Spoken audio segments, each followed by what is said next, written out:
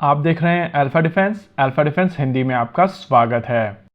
आज के इस वीडियो में हम लोग बात करने वाले हैं HLFT-42 के बारे में। 2 दिन पहले इस एयरक्राफ्ट को लेकर हम लोगों ने अपनी वेबसाइट के ऊपर एक एक्सक्लूसिव आर्टिकल किया था, जहां पर हम लोगों ने आपको बताया था कि ये प्रोग्राम चल रहा है और अब इसको लेकर इंजन्स की तलाश शुरू कर दी गई है। LCA एक इकलौता ऐसा प्रोग्राम था जहां पर इंजन्स के चारों तरफ एयरक्राफ्ट नहीं बल्कि एयरक्राफ्ट के हिसाब से इंजन बनाने की कोशिश की गई थी। एनीवेज, इस समय जो इन्फॉर्मेशन पब्लिक हुई है उसके हिसाब से हम लोगों के पास में अब उस इंजन की डायमेंशंस है और थ्रस्ट रिक्वायरमेंट है, जिसके बेसिस पर HAL इस एयरक्राफ्ट को डिजाइन करने की कोशिश करेगा। और अगर आप इसको पुराने स्टेटमेंट के साथ में कंपेयर करेंगे तो आपको समझ में आएगा कि इसके डिजाइन में कुछ चेंजेस किए गए हैं, क्योंकि शुरुआत में जब हम लोगों ने HP ठाकुर सर से बात की थी तो उन्होंने हम लोगों को बताया था कि वो एक ऐसे इंजन को देख रहे हैं जो मार्क II के करंट इंजन से ज्यादा पावरफुल हो। यही कारण था कि उस बेसिस पर हम लोग अज्यूम कर रहे थे कि लगभग AL-31 कैटेगरी का इंजन यहाँ पर यूज किया जाएगा और उस हिसाब से ये एयरक्राफ्ट काफी हद तक J-10C कैटेगरी का एयरक्राफ्ट होगा। अब जो इन्फॉर्मेशन HAL की तरफ से अनवील की गई है उसके हिसाब से HAL को एक ऐसा इंजन चाहिए जो 95 से लेकर 100 किलो न्यूटन तक का मैक्सिमम थ्रस्ट जनरेट करने में सक्षम हो। और यहाँ पर बात हो रही है इंटरनेशनल स्टैंडर्ड एटमॉस्फेयर यानी कि ISA पर। इसके अलावा यहाँ पर स्टैटिक सी लेवल यानी कि SLS को भी मेंशन किया गया है।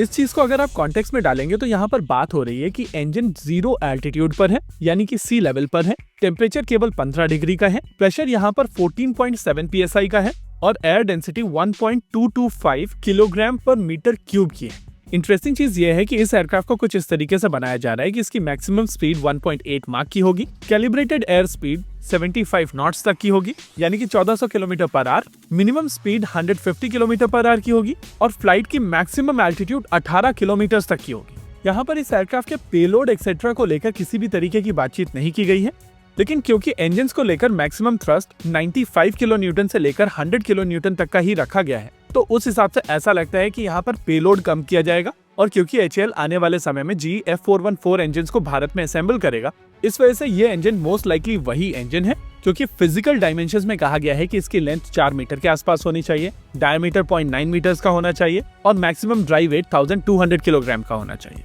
इन सभी चीजों को पढ़कर आपको साफ समझ में आता है कि रिक्वायरमेंट काफी हद तक GE-F414 के आसपास ही बनाई गई है, बस लेंथ को 0.1 मीटर एक्स्ट्रा रखा गया है। यानी कि यहाँ पर स्कोप दिया गया है कि GE-F414 में एक एक्स्ट्रा स्टेज डालकर उसका थ्रस्ट बढ़ाया जा सके। देखिए, HLFT-42 को बेसिकली एक लीड इन फाइटर ट्रेनर के तौर पर विकसित किया जा रहा है, क्योंकि इससे पहले जब तेजस को लीड इन फाइटर ट्रेनर में डेवलप करने की बात हो रही थी तो इस एयरक्राफ्ट के पास में उतना थ्रस्ट नहीं था। प्रैक्टिकली इस एयरक्राफ्ट को LCA Mark II और AMCA दोनों को सिमुलेट करना पड़ेगा और इसी वजह से इसकी थ्रस्ट रिक्वायरमेंट ज्यादा है। इस पॉइंट ऑफ टाइम पर कई लोगों की तरफ से कहा जाएगा कि भारत को US से इंजन्स को लेकर दूर होना चाहिए, क्योंकि US एक रिलायबल सप्लायर नहीं है। इस बात को मैं भी पूरी तरीके से मानता हूं, लेकिन अगर आप ऑप्शंस को देखेंगे तो भारत के पास में US के अलावा बहुत ज्यादा ऑप्शंस भी नहीं है।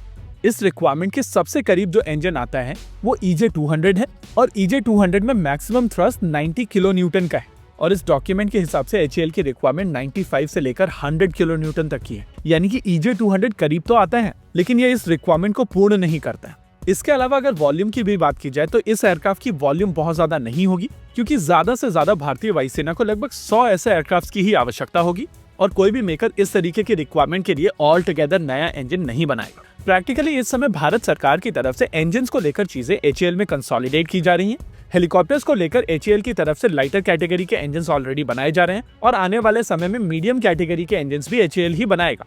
एयरक्राफ्ट सेगमेंट में HAL ऑलरेडी AL-31 कैटेगरी के इंजन्स को भारत में असेंबल कर रहा है और आने वाले समय में GE-F414 भी HAL ही असेंबल करेगा। ऐसे में भारत सरकार को जरूरत है कि चीजों को एक नॉच ऊपर ले जाया जाए और चाहे MOU के माध्यम से या किसी अलग तरीके के कोलैबोरेशन से इन टेक्नोलॉजीज को बाहर भारत में इंडस्ट्रीज के पास पहुंचाया जाए, क्योंकि केबल असेंबली करके भारत इस सेगमेंट में आत्मनिर्भर कभी नहीं बनेगा। भारत को कॉन्स्टेंटली ये तरीके ढूंढने पड़ेंगे जिससे इस सेगमेंट में भारत अपने दम पर चीजों को कर पाए। इसमें इन्वेस्टमेंट लगेगा, इसमें एनर्जी लगेगी, कई बार भारत फेल भी होगा, लेकिन फेल करेक्ट रीट्राई वाली जो साइकिल है भारत को उसकी फ्रीक्वेंसी बढ़ानी पड़ेगी। और रही बात HLFT की, तो मैं ये चीज फिर से रिपीट करूंगा कि ये फाइटर जेट नहीं है, ये एक लीड इन फाइटर ट्रेनर है। अब अगर आप इसमें स्टेल्थ ढूंढेंगे, नई टेक्नोलॉजीज ढूंढेंगे तो आप ढूंढते ही रह जाएंगे, क्योंकि इसमें वो सब चीजें नहीं होंगी। इसी के साथ आज के इस वीडियो में रखते हैं केवल इतना ही। वीडियो को अंत तक देखने के लिए धन्यवाद। देखते रहिए अल्फा डिफेंस। जय हिंद।